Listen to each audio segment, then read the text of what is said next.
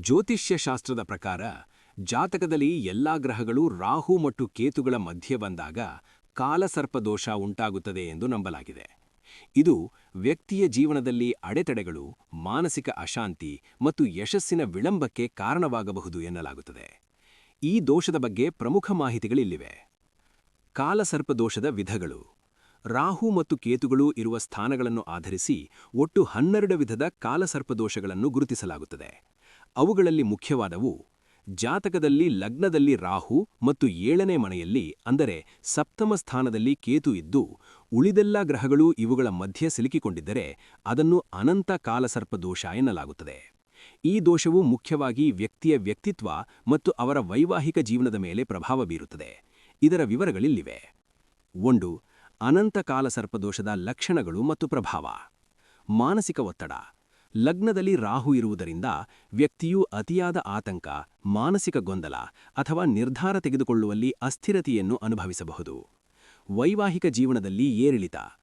7ನೇ ಮನೆಯಲ್ಲಿ ಕೇತು ಇರುವುದರಿಂದ ಸಂಗಾತಿಯೊಂದಿಗೆ ಸಣ್ಣಪುಟ್ಟ ಭಿನ್ನಾಭಿಪ್ರಾಯಗಳು ಅಥವಾ ವಿವಾಹ ಪ್ರಕ್ರಿಯೆಯಲ್ಲಿ ವಿಳಂಬ ಉಂಟಾಗಬಹುದು. ತಡವಾದ ಯಶಸ್ಸು. ವ್ಯಕ್ತಿಯು ತುಂಬಾ ಕಷ್ಟಪಟ್ಟು ಕೆಲಸ ಮಾಡಬೇಕಾಗುತ್ತದೆ. ಶ್ರಮಕ್ಕೆ ತಕ್ಕ ಪ್ರತಿಫಲ ಸಿಗಲು ಬಹಳ ಸಮಯ ತೆಗೆದುಕೊಳ್ಳುತ್ತದೆ. ಆರೋಗ್ಯ. ತಲೆನೋವು ಅಥವಾ ನರಗಳಿಗೆ ಸಂಬಂಧಿಸಿದ ಸಣ್ಣಪುಟ್ಟ ತೊಂದರೆಗಳು ಕಾಣಿಸಿಕೊಳ್ಳಬಹುದು. 2. ಧನಾತ್ಮಕ ಅಂಶಗಳು ಅಂದರೆ ಒಳ್ಳೆಯ ವಿಷಯಗಳು. ಅನಂತ ಕಾಲಸರ್ಪದೋಷವಿರುವವರು ಅಸಾಮಾನ್ಯವಾದ ಬುದ್ಧಿವಂತಿಕೆಯನ್ನು ಹೊಂದಿರುತ್ತಾರೆ. ಇವರು ಜೀವನದಲ್ಲಿ ಶೂನ್ಯದಿಂದ ದೊಡ್ಡ ಸಾಮ್ರಾಜ್ಯವನ್ನು ಕಟ್ಟುವ ಸಾಮರ್ಥ್ಯ ಹೊಂದಿರುತ್ತಾರೆ. ಅಡೆತಡೆಗಳು ಬಂದರೂ ಇವರು ಛಲ ಬಿಡದೆ ಹೋರಾಡಿ ಗೆಲ್ಲುತ್ತಾರೆ. 3. ವಿಶೇಷ ಪರಿಹಾರ ಕ್ರಮಗಳು. ಈ ದೋಷದ ಪ್ರಭಾವ ತಗ್ಗಿಸಲು ಈ ಕೆಳಗಿನ ಕ್ರಮಗಳನ್ನು ಅನುಸರಿಸಬಹುದು. ಶಿವಾರಾಧನೆ. ಪ್ರತಿದಿನ ಮಹಾಮೃತ್ಯುಂಜಯ ಮಂತ್ರವನ್ನು 108 ಬಾರಿ ಪಠಿಸುವುದು ಈ ದೋಷಕ್ಕೆ ಅತ್ಯಂತ ದೊಡ್ಡ ಮದ್ದು. ಸರ್ಪ ಸಂಸ್ಕಾರ ಅಥವಾ ಆಶ್ಲೇಷ ಬಲಿ.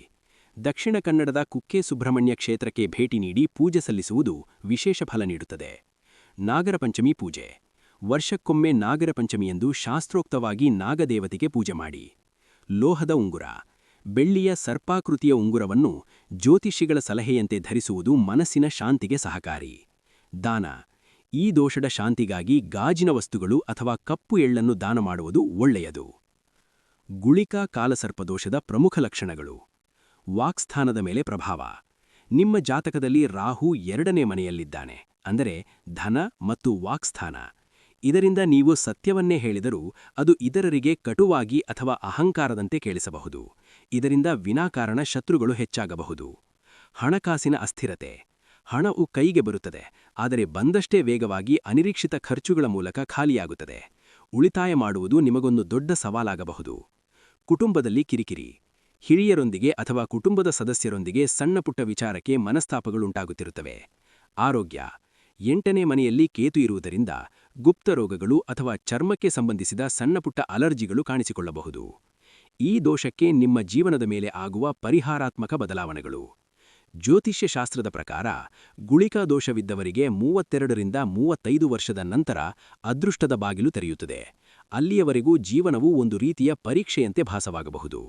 ನೀವು ಮಾಡಬೇಕಾದ ವಿಶೇಷ ಪರಿಹಾರಗಳು. ನಿಮ್ಮ ನಕ್ಷತ್ರ ಕೃತ್ತಿಕ ಮತ್ತು ಲಗ್ನ ಕನ್ಯಾಗೆ ಅನುಗುಣವಾಗಿ ಈ ಕೆಳಗಿನವುಗಳನ್ನು ಮಾಡಿ. ಬೆಳ್ಳಿಯ ನಾಣ್ಯ. ಒಂದು ಸಣ್ಣ ಚೌಕಾಕಾರದ ಬೆಳ್ಳಿಯ ತುಂಡು ಅಥವಾ ಬೆಳ್ಳಿಯ ನಾಣ್ಯವನ್ನು ಯಾವಾಗಲೂ ನಿಮ್ಮ ಪರ್ಸ್ನಲ್ಲಿ ಅಥವಾ ಜೇಬಿನಲ್ಲಿ ಇಟ್ಟುಕೊಳ್ಳಿ. ಇದು ರಾಹುವಿನ ಅಶುಭ ಪ್ರಭಾವವನ್ನು ಕಡಿಮೆ ಮಾಡುತ್ತದೆ. ಜೇನುತುಪ್ಪದ ಸೇವನೆ. ಪ್ರತಿದಿನ ಬೆಳಗ್ಗೆ ಸ್ವಲ್ಪ ಜೇನುತುಪ್ಪ ಸೇವಿಸುವುದು ನಿಮ್ಮ ವಾಕ್ ದೋಷವನ್ನು ಅಂದರೆ ಮಾತಿನ ದೋಷವನ್ನು ಸರಿಪಡಿಸುತ್ತದೆ ಮತ್ತು ಮಂಗಳ ಗ್ರಹದ ಬಲವನ್ನು ಹೆಚ್ಚಿಸುತ್ತದೆ. ಕುಕ್ಕೆ ಸುಬ್ರಹ್ಮಣ್ಯ ಅಥವಾ ಘಾಟಿ ಸುಬ್ರಹ್ಮಣ್ಯ. ಸಾಧ್ಯವಾದರೆ ಒಮ್ಮೆ ಈ ಕ್ಷೇತ್ರಗಳಿಗೆ ಭೇಟಿ ನೀಡಿ ಆಶ್ಲೇಷ ಬಲಿ ಪೂಜೆ ಮಾಡಿಸಿ. ಇದು ಕಾಲಸರ್ಪದೋಷಕ್ಕಿರುವ ರಾಮಬಾಣದಂತಹ ಪರಿಹಾರ. ಪಕ್ಷಿಗಳಿಗೆ ಆಹಾರ. ಪ್ರತಿದಿನ ಪಕ್ಷಿಗಳಿಗೆ ಧಾನ್ಯಗಳನ್ನು, ವಿಶೇಷವಾಗಿ ಸಜ್ಜೆ ಅಥವಾ ನವಣೆಯನ್ನು ಹಾಕುವುದರಿಂದ ಕೇತುವಿನ ಪ್ರಭಾವ ತಗ್ಗಿ ಮಾನಸಿಕ ನೆಮ್ಮದಿ ಸಿಗುತ್ತದೆ. ಮಂಗಳವಾರದ ಉಪವಾಸ. ಸುಬ್ರಹ್ಮಣ್ಯ ಸ್ವಾಮಿಯನ್ನು ನೆನೆಯುತ್ತಾ ಮಂಗಳವಾರ ಉಪವಾಸ ಮಾಡುವುದು ಅಥವಾ ಕೇವಲ ಹಣ್ಣು ಸೇವಿಸುವುದು ಉತ್ತಮ. ಜಾತಕದಲ್ಲಿ ರಾಹು 3ನೇ ಮನೆಯಲ್ಲಿ ಮತ್ತು ಕೇತು 9ನೇ ಮನೆಯಲ್ಲಿ ಇದ್ದು ಉಳಿದೆಲ್ಲ ಗ್ರಹಗಳು ಈ 2ರ ಮಧ್ಯೆ ಸಿಲುಕಿಕೊಂಡಿದ್ದರೆ ಅದನ್ನು ವಾಸಕಿ ಕಾಲಸರ್ಪದೋಷ ಎನ್ನಲಾಗುತ್ತದೆ. 1. ವಾಸಕಿ ಕಾಲಸರ್ಪದೋಷದ ಲಕ್ಷಣಗಳು. ಈ ದೋಷವು ಮುಖ್ಯವಾಗಿ ಸಹೋದರ ಸಂಬಂಧ ಮತ್ತು ಅದೃಷ್ಟದ ಮೇಲೆ ಪ್ರಭಾವ ಬೀರುತ್ತದೆ. ಸಹೋದರರೊಂದಿಗೆ ಭಿನ್ನಾಭಿಪ್ರಾಯ, ಸ್ವಂತ ಅಣ್ಣ ತಮ್ಮಂದಿರು ಅಥವಾ ಅಕ್ಕ ತಂಗಿಯರು ಅಥವಾ ಆಸ್ತಿ ವಿಚಾರದಲ್ಲಿ ಕಲಹ ಉಂಟಾಗಬಹುದು. ಧೈರ್ಯದ ಕೊರತೆ. ವ್ಯಕ್ತಿಯು ಕೆಲವು ವಿಷಯಗಳಲ್ಲಿ ಅತಿಯಾದ ಆತ್ಮವಿಶ್ವಾಸ ತೋರಿಸಿದರೆ ಇನ್ನು ಕೆಲವು ವಿಷಯಗಳಲ್ಲಿ ಅಂಜುಬುರುಕನಾಗುತ್ತಾನೆ. ಅದೃಷ್ಟದ ಕೊರತೆ. 9ನೇ ಮನೆಯಲ್ಲಿ ಕೇತು ಇರುವುದರಿಂದ ಭಾಗ್ಯ ಅಥವಾ ಅದೃಷ್ಟ ಕೈಕೊಡಬಹುದು. ಎಷ್ಟೇ ಪ್ರಯತ್ನಿಸಿದರೂ ಕೆಲಸದ ಕೊನೆಯ ಹಂತದಲ್ಲಿ ಅಡೆತಡೆಗಳು ಬರುತ್ತವೆ. ತಂದೆಯೊಂದಿಗೆ ಸಂಬಂಧ. ತಂದೆಯವರ ಆರೋಗ್ಯದಲ್ಲಿ ಏರುಪೇರು ಅಥವಾ ತಂದೆಯೊಂದಿಗೆ ಸದಾ ವಾದ-ವಿವಾದಗಳು ನಡೆಯಬಹುದು. 2. ಧನಾತ್ಮಕ ಅಂಶಗಳು. ವಾಸಕಿ ದೋಷವಿರುವವರು ಕಲೆ, ಸಾಹಿತ್ಯ ಅಥವಾ ಬರಹದಿಂದ ಅದ್ಭುತ ನೈಪುಣ್ಯವನ್ನು ಹೊಂದಿರುತ್ತಾರೆ. ಇವರು ವಿದೇಶ ಪ್ರಯಾಣದ ಮೂಲಕ ಹೆಚ್ಚು ಲಾಭ ಗಳಿಸ ಸಾಧ್ಯತೆ ಇರುತ್ತದೆ. ಇವರು ಸ್ವಂತ ಶಕ್ತಿಯಿಂದ ಸಮಾಜದಲ್ಲಿ ಹೆಸರು ಮಾಡುವ ಸಾಧ್ಯತೆ ಇರುತ್ತದೆ. 3. ವಿಶೇಷ ಪರಿಹಾರ ಕ್ರಮಗಳು. ಈ ದೋಷದ ಶಾಂತಿಗಾಗಿ ಜ್ಯೋತಿಷ್ಯ ಶಾಸ್ತ್ರವು ಈ ಕೆಳಗಿನ ಮಾರ್ಗಗಳನ್ನು ಸೂಚಿಸುತ್ತದೆ.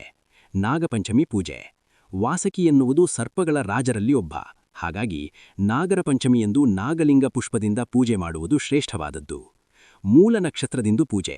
ನವಗ್ರಹ ದೇವಸ್ಥಾನದಲ್ಲಿ ರಾಹು ಮತ್ತು ಕೇತುಗಳಿಗೆ ಅಭಿಷೇಕ ಮಾಡಿಸುವುದು ಶ್ರೇಷ್ಠವಾದದ್ದು. ತಂದೆ ಮತ್ತು ಹಿರಿಯರ ಸೇವೆ. 9ನೇ ಮನೆ ಪಿತೃಸ್ಥಾನವಾದ್ದರಿಂದ ತಂದೆಯವರನ್ನು ಗೌರವದಿಂದ ಕಾಣುವುದು ಈ ದೋಷಕ್ಕೆ ದೊಡ್ಡ ಪರಿಹಾರ. ಶ್ರೀರಾಮ ರಕ್ಷಾಸ್ತೋತ್ರ.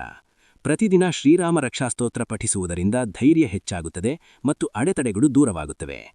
ಕಪ್ಪು ಎಳ್ಳು ದಾನ. ಶನಿವಾರದಂದು ಕಪ್ಪು ಎಳ್ಳನ್ನು ದಾನ ಮಾಡುವುದು ಅಥವಾ ಹರಿಯುವ ನೀರಿನಲ್ಲಿ ಬಿಡುವುದು ಒಳ್ಳೆಯದು. ಜಾತಕದಲ್ಲಿ ರಾಹು 7ನೇ ಮನೆಯಲ್ಲಿ ಮತ್ತು ಕೇತು 1ನೇ ಮನೆಯಲ್ಲಿ ಇದ್ದು ಉಳಿದೆಲ್ಲ ಗ್ರಹಗಳು ಈ ಎರಡರ ಮಧ್ಯೆ ಸಿಲುಕಿಕೊಂಡಿದ್ದರೆ ಅದನ್ನು ತಕ್ಷಕ ಕಾಲಸರ್ಪದೋಷ ಎನ್ನಲಾಗುತ್ತದೆ. ಇದು ಅನಂತ ಕಾಲಸರ್ಪದೋಷಕ್ಕೆ ತದ್ವಿರುದ್ಧವಾದ ಸ್ಥಿತಿ. ಇದರ ಪ್ರಮುಖ ಲಕ್ಷಣಗಳು ಮತ್ತು ಪರಿಹಾರಗಳಿಲ್ಲಿವೆ. 1. ತಕ್ಷಕ ಕಾಲಸರ್ಪದೋಷದ ಪ್ರಭಾವಗಳು. ಈ ದೋಷವು ಮುಖ್ಯವಾಗಿ ವೈವಾಹಿಕ ಜೀವನ ಮತ್ತು ಪಾರ್ಟ್ನರ್ಶಿಪ್ ವ್ಯವಹಾರಗಳ ಮೇಲೆ ಹೆಚ್ಚಿನ ಪ್ರಭಾವ ಬೀರುತ್ತದೆ. ವೈವಾಹಿಕ ಸಮಸ್ಯೆಗಳು. ಮದುವೆಯಾಗಲು ತುಂಬಾ ಅಡೆತಡೆಗಳು ಎದುರಾಗಬಹುದು ಅಥವಾ ಮದುವೆಯ ನಂತರ ಸಂಗಾತಿಯೊಂದಿಗೆ ಸದಾ ವೈಚಾರಿಕ ಭಿನ್ನಾಭಿಪ್ರಾಯಗಳಿರಬಹುದು. ಸಂಗಾತಿಯ ಆರೋಗ್ಯದಲ್ಲಿ ಏರುಪೇರಾಗುವ ಸಾಧ್ಯತೆಯಿರುತ್ತದೆ. ವ್ಯವಹಾರದಲ್ಲಿ ನಷ್ಟ. ಪಾರ್ಟ್ನರ್ಶಿಪ್ನಲ್ಲಿ ನಂಬಿಕೆ ದ್ರೋಹವಾಗುವ ಅಥವಾ ಹಣಕಾಸಿನ ವಿವಾದಗಳು ಉಂಟಾಗುವ ಸಂಭವವಿರುತ್ತದೆ. ಸ್ವಭಾವ. ವ್ಯಕ್ತಿಯು ಸ್ವಲ್ಪ ಹಠಮಾರಿ ಸ್ವಭಾವದವನಾಗಬಹುದು ಅಥವಾ ಸಮಾಜದಲ್ಲಿ ಗೌರವ ಪಡೆಯಲು ಹೆಚ್ಚು ಹೋರಾಡಬೇಕಾಗಬಹುದು. ಪ್ರೇಮ ಸಂಬಂಧ. ಪ್ರೇಮ ವಿವಾಹಕ್ಕೆ ಮನೆಯವರ ವಿರೋಧ ಅಥವಾ ಪ್ರೇಮ ವೈಫಲ್ಯ ಉಂಟಾಗುವ ಸಾಧ್ಯತೆಯಿರುತ್ತದೆ. 2. ಧನಾತ್ಮಕ ಅಂಶಗಳು. ತಕ್ಷಕ ದೋಷವಿರುವವರು ಆಧ್ಯಾತ್ಮಿಕವಾಗಿ ತುಂಬಾ ಎತ್ತರಕ್ಕೆ ಬೆಳೆಯಬಲ್ಲರು. ಇವರು ಸ್ವತಂತ್ರವಾಗಿ ಕೆಲಸ ಮಾಡಿದರೆ ದೊಡ್ಡ ಮಟ್ಟದ ಯಶಸ್ಸು ಮತ್ತು ಖ್ಯಾತಿಯನ್ನು ಗಳಿಸಬಲ್ಲರು. ಇವರಿಗೆ ಪರಕೀಯರ ಅಥವಾ ಅಪರಿಚಿತರ ಸಹಾಯ ಬೇಗ ಸಿಗುತ್ತದೆ. 3. ವಿಶೇಷ ಪರಿಹಾರ ಕ್ರಮಗಳು. ತಕ್ಷಕ ದೋಷದ ನಿವಾರಣೆಗೆ ಈ ಕೆಳಗಿನ ಮಾರ್ಗಗಳು ಉತ್ತಮ. ಶಿವ ಪಾರ್ವತಿ ಪೂಜೆ. 7ನೇ ಮನೆ ವಿವಾಹ ಸ್ಥಾನವಾದ್ದರಿಂದ ಶಿವ ಮತ್ತು ಪಾರ್ವತಿಯನ್ನು ಒಟ್ಟಾಡಿ ಪೂಜಿಸುವುದು ಅತ್ಯಂತ ಫಲಕಾರಿ. ಸೋಮವಾರದಂದು ದೇವಸ್ಥಾನಕ್ಕೆ ಭೇಟಿ ನೀಡಿ. ಬೆಳ್ಳಿಯ ಆಭರಣ. ಬಲಗೈಗೆ ಬೆಳ್ಳಿಯ ಕಡಗ ಅಥವಾ ಬೆಳ್ಳಿಯ ಉಂಗುರವನ್ನು ಧರಿಸುವುದು ಮನಸ್ಸಿನ ಶಾಂತಿಗೆ ಸಹಕಾರಿ. ಸಂಗಾತಿಯ ಗೌರವ. ಮದುವೆಯಾಗಿದ್ದರೆ ಸಂಗಾತಿಯನ್ನು ಗೌರವದಿಂದ ಕಾಣುವುದು ಮತ್ತು ಅವರಿಗೆ ಉಡುಗೊರೆಗಳನ್ನು ನೀಡುವುದು ದೋಷದ ತೀವ್ರತೆಯನ್ನು ಕಡಿಮೆ ಮಾಡುತ್ತದೆ. ಶ್ರೀ ಸುಬ್ರಹ್ಮಣ್ಯ ಸ್ವಾಮಿ ಪೂಜೆ. ಕುಕ್ಕೆ ಸುಬ್ರಹ್ಮಣ್ಯ ಅಥವಾ ಘಾಟಿ ಸುಬ್ರಹ್ಮಣ್ಯದಲ್ಲಿ ಪೂಜೆ ಸಲ್ಲಿಸುವುದು ಈ ದೋಷಕ್ಕೆ ಅಂತಿಮ ಪರಿಹಾರ. ದಾನ. ಉದ್ದಿನಬೇಳೆ ಅಥವಾ ಕಪ್ಪು ಬಣ್ಣದ ಬಟ್ಟೆಯನ್ನು ಶನಿವಾರದಂದು ದಾನ ಮಾಡುವುದು ಒಳ್ಳೆಯದು. ದೋಷದ ಪ್ರಭಾವಗಳು ಅಂದರೆ ಲಕ್ಷಣಗಳು. ಈ ದೋಷವಿದ್ದಾಗ ವ್ಯಕ್ತಿಯು ಈ ಕೆಳಗಿನ ಸಮಸ್ಯೆಗಳನ್ನು ಎದುರಿಸಬಹುದು. ಕಾರ್ಯ ವಿಳಂಬ. ಎಷ್ಟೇ ಶ್ರಮಪಟ್ಟರೂ ಫಲ ಸಿಗಲು ತಡವಾಗುವುದು. ಆರ್ಥಿಕ ಏರಿಳಿತ. ಹಣಕಾಸಿನ ವಿಚಾರದಲ್ಲಿ ಸ್ಥಿರತೆ ಇಲ್ಲದಿರುವುದು. ಕನಸಿನಲ್ಲಿ ಹಾವುಗಳು. ಪದೇ ಪದೇ ಹಾವುಗಳು ಕಚ್ಚಿದಂತೆ ಅಥವಾ ಸತ್ತ ಹಾವುಗಳು ಕನಸಿನಲ್ಲಿ ಬರುವುದು. ವೈವಾಹಿಕ ಸಮಸ್ಯೆ. ದಾಂಪತ್ಯ ಜೀವನದಲ್ಲಿ ಕಲಹ ಅಥವಾ ಮದುವೆ ತಡವಾಗುವುದು. ಆರೋಗ್ಯ. ದೀರ್ಘಕಾಲದ ಅನಾರೋಗ್ಯ ಅಥವಾ ಮಾನಸಿಕ ಒತ್ತಡ. ಪರಿಹಾರ ಮಾರ್ಗಗಳು. ಜ್ಯೋತಿಷ್ಯ ಶಾಸ್ತ್ರದ ಪ್ರಕಾರ ಈ ದೋಷದ ತೀವ್ರತೆಯನ್ನು ಕಡಿಮೆ ಮಾಡಲು ಕೆಲವು ಸರಳ ಪರಿಹಾರಗಳನ್ನು ಸೂಚಿಸಲಾಗುತ್ತದೆ. ಶಿವಾರಾಧನೆ. ಪ್ರತಿ ಸೋಮವಾರ ಶಿವನಿಗೆ ಅಭಿಷೇಕ ಮಾಡುವುದು ಮತ್ತು ಓಂ ನಮಃ ಶಿವಾಯ ಮಂತ್ರವನ್ನು ಜಪಿಸುವುದು ಅತ್ಯಂತ ಶ್ರೇಷ್ಠ. ರಾಹು ಕೇತು ಶಾಂತಿ. ರಾಹು ಮತ್ತು ಕೇತು ಗ್ರಹಗಳಿಗೆ ವಿಶೇಷ ಪೂಜೆ ಅಥವಾ ಹೋಮ ಮಾಡಿಸುವುದು. ಸುಬ್ರಹ್ಮಣ್ಯ ಸ್ವಾಮಿ ಪೂಜೆ. ಕುಕ್ಕೆ ಸುಬ್ರಹ್ಮಣ್ಯ ಅಥವಾ ಘಾಟಿ ಸುಬ್ರಹ್ಮಣ್ಯದಲ್ಲಿ ಆಶ್ಲೇಷ ಬಲಿ ಅಥವಾ ಸರ್ಪ ಸಂಸ್ಕಾರ ಪೂಜೆ ಮಾಡಿಸುವುದು ಹೆಚ್ಚು ಪ್ರಚಲಿತದಲ್ಲಿದೆ. ನಾಗದೇವತೆ ಪೂಜೆ. ಹುತ್ತಕ್ಕೆ ಹಾಲೆರೆಯುವುದು ಅಥವಾ ನಾಗರ ಪಂಚಮಿಯೆಂದು ವಿಶೇಷ ಪೂಜೆ ಸಲ್ಲಿಸುವುದು. ಮಂತ್ರಪಠನ. ದಿನಕ್ಕೆ 108 ಬಾರಿ ಮಹಾಮೃತ್ಯುಂಜಯ ಮಂತ್ರವನ್ನು ಪಠಿಸುವುದು.